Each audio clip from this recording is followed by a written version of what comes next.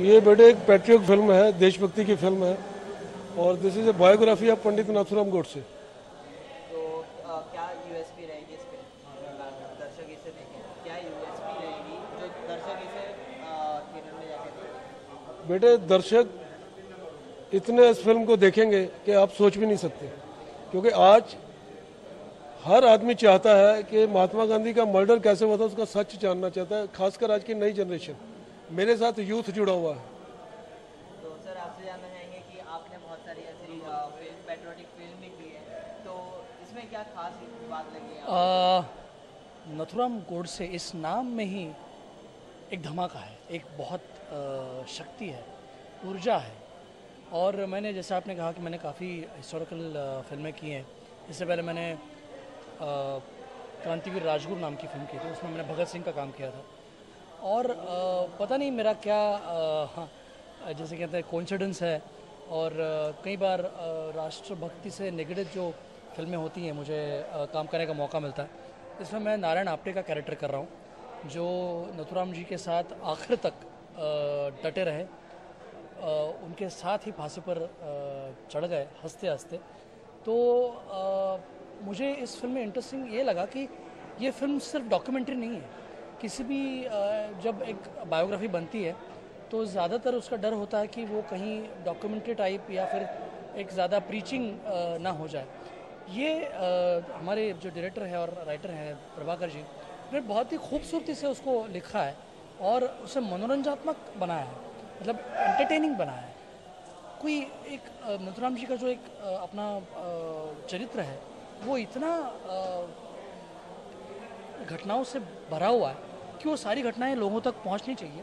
और जो अंतिम सत्य है, जैसे कहा है कि उनका जो कोर्ट वाला जो सीक्वेंस था, जब जो बताया उन्होंने कोर्ट में जो दबाया गया पूरी तरह, वो खुल के सामने आना चाहिए। तो ये सारी चीज़ें उसमें हैं। तो मेरे ख्याल से जैसे मैंने कहा कि उनके नाम में ही एक बहुत बड़ा धमाका है, एक ऊर्जा है। तो ये ऊर्जा, ये सारी बातें आज के जनरेशन तक पहुँचे, यही इस फिल्म का मेन उद्देश्य है मेरे ख्याल से। जो राइटर है, डायरेक्टर है, कहीं ना कहीं उन्होंने तो रिसर्च की है। आपने कितना रिसर्च किया आपके कैरेक्टर से? बिल्कुल, मैंने भी रिसर्च किया है और हमारा रिसर्च अब भी जारी है। उनके बाद मतलब नारायण आप्टे के बारे में पढ़ना, वो कहाँ से थे, किस एरिया से बिलोंग करते थे, उनका जो एजुकेशन है वो कहाँ तक हुआ था, उनकी विचारधारा कहाँ थी, कैसी थी, वीर सावरकर से कितने प्रेरित थे। ये सारे चीज़ों में एक तो आउटर, जैसे हमको कहते हैं कि बाहरी जो एक प्रेजेंटेशन होता है वो तो है, वो तो एक सपोर्ट मिलता है, लेकिन अंदरूनी जो इंटरनल जो कैरेक्टराइजेशन जो होता है वो मेरे ख्याल से बहुत ज़रूरी है एज एन एक्टर। तो वो हमारा जारी है। कहीं ना कहीं इन सब के पीछे एक आर्ट डायरेक्टर का हाथ होता है, माहौल कैसा रहेगा, सेट कैसा रहेगा, तो क्या कुछ आपने इसमें रिसर्च किया? बेसिकली पहली बात मैं शुक्र अदा करूंगा सुनील प्रभाकर जी का, जिन्होंने फिल्म के काम करने के लिए मुझे मौका दिया। और थैंक यू फॉर संतोष राय जो हमारे फिल्म के प्रोड्यूसर्स हैं। अब ये फिल्म का जो सब्जेक्ट है, ये सब्जेक्ट ही ऐतिहासिक है। इसको करने के लिए सब बहुत हम लोगों ने 4 महीने से काफ़ी रिसर्च किया है। उसके बाद ये जो सेट हम लोग लगाया था, पहला दिन जो सेट हुआ था भरतनाट्यम का, ये बहुत ही खूबसूरत सेट हुआ था। इसके बारे में मतलब सुनील जी ने बताया कि हमें ऐसा कॉन्सेप्ट चाहिए, ऐसा करना, तो मतलब उनके जो सोच विचार है बहुत बढ़िया है। उसके हिसाब से सेट हमने बहुत अच्छा किया। और नेक्स्ट सेट जो लगाया था अभी आप देख ही रहे हो कैसा है। तो आगे क्या देखने को मिलेगा? क्या कुछ कौन सा जो लोकेशन कहाँ जाएगी, क्या कुछ? अभी देखिए आगे अभी चल रहा है। अभी अगर फिल्म आगे चलती है तो फिर आगे हम कुछ सोचेंगे सब्जेक्ट, क्योंकि हमारे सब्जेक्ट हमने पूरी स्टडी कर ली है, खाली अब फ्लोर पे जाएगा तो शुरू कर देंगे। और थैंक्स फॉर सुनील प्रभाकर जी और संतोष राज जी का, थैंक यू।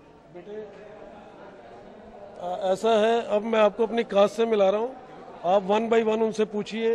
ये शैलेंद्र गौड़ जी है, जिनको आपने फिल्म सावरकर में, मेन वीर सावरकर में देखा है, प्लीज़। उनके बाद शशि शर्मा है, ये वीर सावरकर है।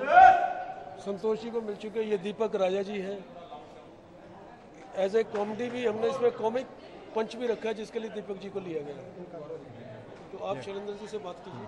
तो कैरेक्टर के बारे में बताइए, किस तरह का कैरेक्टर आप प्ले कर रहे हैं और क्या खास बात रहेगी आपके? मैं जो इसमें प्ले कर रहा हूँ वो विष्णु पंत करकरे का कैरेक्टर कर रहा हूँ, मैंने वीर सावरकर फिल्म में वीर सावरकर की मुख्य भूमिका की, और जब मैं अंडमान जेल में था, मतलब जब मैं शूट कर रहा था अंडमान जेल में, तब मुझे महसूस हुआ कि एक क्रांतिकारी ने इस देश को आज़ाद कराने के लिए कितनी कुर्बानियाँ दी हैं, कितनी कुर्बानियाँ दी हैं।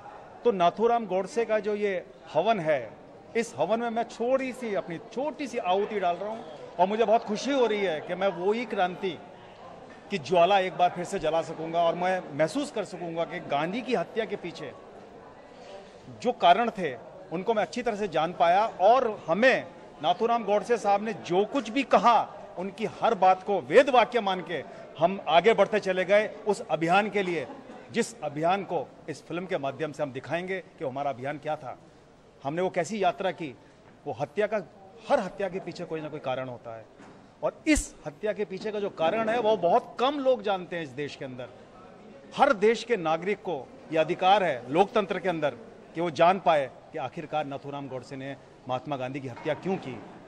हम तो उनके रास्ते में चलने वाले पथिक में से एक हैं, जैसे ये और मैं, सब हम लोग उनके साथ देने वालों में से एक थे, लेकिन उनका जो देह था उसको पूरा करना हम अपना उद्देश्य मानते थे। जीवन का सर्वस्व निछावर कर दिया हमने इस संघर्ष के लिए। कहीं ना कहीं एक रियल क्रांतिकारी में जो जज्बा रहता था, तो आप ऑन स्क्रीन तो किस तरह का जज्बा है आपको ये? मेरे लिए तो ये जज्बा इसलिए दूसरी बार महसूस कर रहा हूँ। मैंने पहले वीर सावरकर में वो जज्बा पूरी तरह से महसूस कर लिया। मैं अंडमान में रह के आया जब, तो मुझे मालूम हुआ कि ये देश की आज़ादी कैसे मिली। चंद लोगों ने आज़ाद नहीं किया इस देश को, बहुत सारे लोगों का हाथ है, लेकिन वो सब पर्दे के पीछे रह गए, उनको छुपा दिया गया। सर ने जानबूझ के सावरकर का जो कैरेक्टर था वो इसमें नहीं निभाया।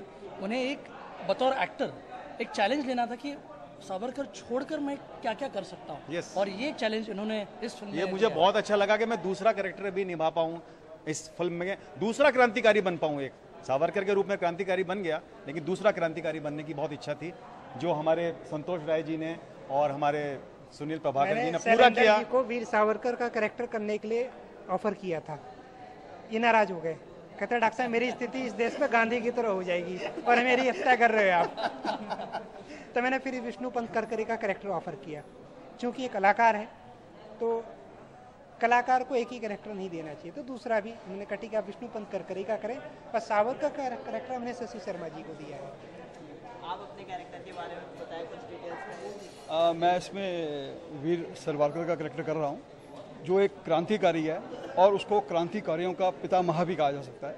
वो हैं, और इनको मतलब जो उस वक्त तत्कालीन सरकार थी उसने इनको ज़बरदस्ती केस लड़ा के अंदर बंद कर दिया, और जो हमारी न्यायपालिका थी उसने बाइज्जत इनको बरी किया। और डॉक्टर अंबेडकर भी इसी हक में थे कि गवर्नमेंट ने जो इनके साथ किया गलत किया है, इनका कोई कसूर नहीं है, इनको बरी होना चाहिए, और मैं बाइज्जत बरी हुआ। मैं बहुत खुश हूँ।